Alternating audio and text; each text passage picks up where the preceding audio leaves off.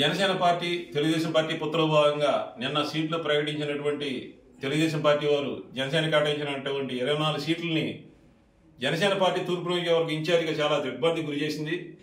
నేను ఒక్కడే కాదు, ఈ రాష్ట్రంలో ఉన్నటువంటి జన సైనికులు, వీర మహిళలు, జనసేన పార్టీలో ఉన్నటువంటి శ్రేయోభిలాషులు, పార్టీ పెద్దలు అందరూ కూడా ఈ యొక్క 24 సీట్లు కేటాయించడం లేదాన్ని ఎవరు కూడా నమ్మే పరిస్థితిలో టీడీపీ అన్నట్టుగా ఉంది.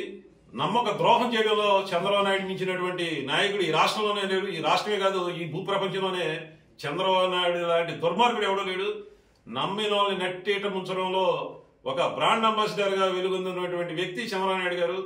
ఈ చంద్రబాబు నాయుడు గారు నమ్మి పవన్ కళ్యాణ్ గారు రాజమండ్రి సెంట్రల్ జైలు దగ్గర పొత్తు పెట్టుకుని ఈ జనసేన పార్టీలో ఉన్నటువంటి కార్యకర్తలు, నాయకులు అందరినీ కూడా రోడ్డు మీదకి వచ్చే పరిస్థితి వచ్చింది.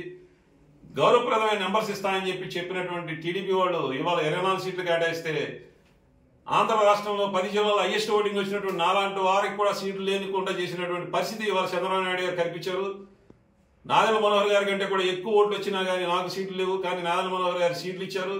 దీన్ని బట్టి ఆలోచించుకోవచ్చు, ఇది చంద్రబాబు నాయుడు గారు టీడీపీలో కుతంత్రాల్లో భాగంగా జనసేనాన్ని అనగదొక్కేసే విధంగా ఉన్న సీట్లు ఎలగేషన్ లాగానే ఉంది తప్పితే, సీట్లు సెలక్షన్ లాగానే ఉంది తప్పితే, ఏ రోజు కూడా ఇది పొత్తులో భాగంగా సమానమైన ప్రాతిపదికన పొత్తు ధర్మం పాటించే విధంగా సీట్లు ప్రకటించినట్టుగా లేదు. దీన్ని తప్పకుండా చంద్రబాబు నాయుడు గారికి అర్థమయ్యే విధంగా రేపు ప్రజాక్షేత్రంలో తిప్పి కొడతాం. చంద్రబాబు నాయుడు గారు నమ్మక ద్రోహి అంటాకి ఎటువంటి అతిశయోక్తి లేదు. ఎందుకంటే గతంలో కూడా ప్రజారాజ్యాన్ని జెండా పీకేద్దాం అని చెప్పి ఈనాడులో టైటిల్ బ్యానర్ తోటి వేసే విధంగా చేసినటువంటి వ్యక్తి చంద్రబాబు నాయుడు గారు. ప్రజారాజ్యాన్ని పార్టీ మూసేసే వరకు కూడా నిద్రపోయినటువంటి వ్యక్తి చంద్రబాబు నాయుడు గారు. ఇదే కాదు, కాపుల్లో ఒక మాస్ లీడర్కి వస్తూ ఒక పేద పడుగు బలహీన వర్గాల ఆశాజ్యోతిగా వచ్చినటువంటి వంగవీటి మోహన్ రంగా గారు ఎక్కడ ముఖ్యమంత్రి అయిపోతే, ఎక్కడ టీడీపీ పార్టీ అణిగిపోద్దో లేదంటే కనుమరుగైపోద్దో అనే ఒక దూరాలోచనతోటి ఒక నాయకుడు అయినటువంటి వంగవీటి మోహన్ రంగా గారిని నిరాదయం చేసి అంతమందించే వరకు కూడా నిద్రపోయినటువంటి వ్యక్తి చంద్రబాబు నాయుడు గారు.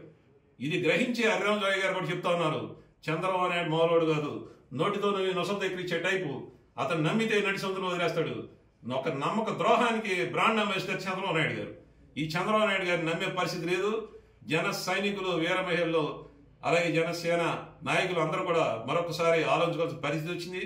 చంద్రబాబు నాయుడు లాంటి ఈ ఆంధ్రప్రదేశ్లో ఉన్నటువంటి దుర్మార్గమైనటువంటి వ్యక్తి ఇంకా రాబోయే రోజుల్లో ఈ ప్రజాక్షేత్రంలో కనుమరుగే పరిస్థితి తీసుకొస్తున్నాడు.